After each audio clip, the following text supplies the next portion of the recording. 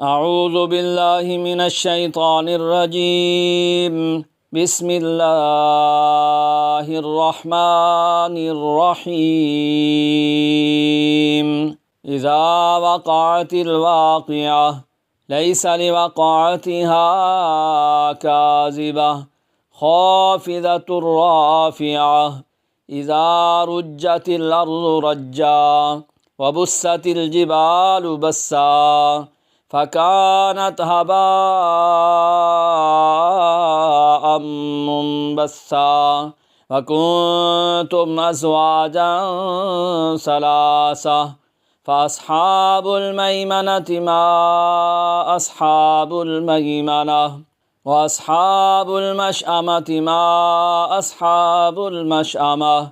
والسابقون السابقون أولئك المقربون في جنات النعيم ثلة من الأولين وقليل من الآخرين على سرر موضونة متكئين عليها متقابلين يطوف عليهم ولدان مخلدون بأكواب وأباريق وكأس من معين لا يصدعون عنها ولا ينزفون وفاكهة مما يتخيرون ولحم طير مما يشتهون وحور عين كأمثال اللؤلؤ المكنون جزاء بما كانوا يعملون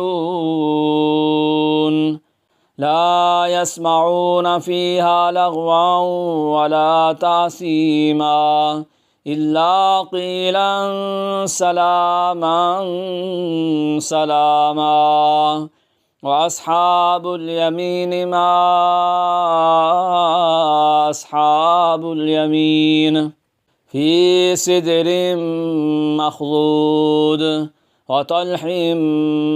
منضود وظل ممدود وماء مسكوب وفاكهة كثيرة لا مقطوعة ولا ممنوعة وفرش مرفوعة إنا أنشأناهن إنشاء فجعلناهن أبكارا عربا أترابا لأصحاب اليمين ثلة من الأولين وثلة من الآخرين وأصحاب الشمال ما أصحاب الشمال في سموم وحميم وظل من يحموم لا بارد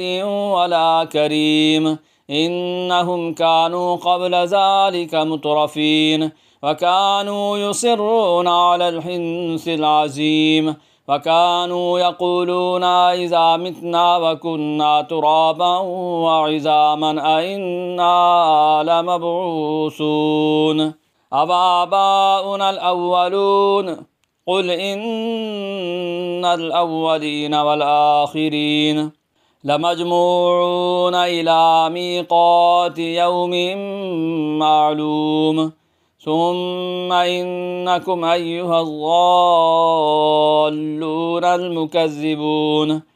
لآكلون من شجر من زقوم فمالئون منها البطون فشاربون عليه من الحميم فشاربون شرب الهيم هذا نزلهم يوم الدين نحن خلقناكم فلولا تصدقون أفرأيتم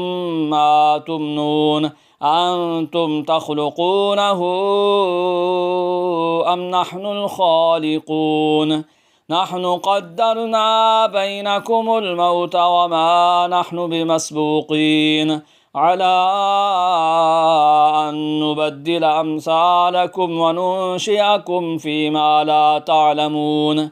ولقد علمتم النشأة الأولى فلولا تذكرون أفرأيتم ما تحرثون أأنتم تزرعونه أم نحن الزارعون لو نشاء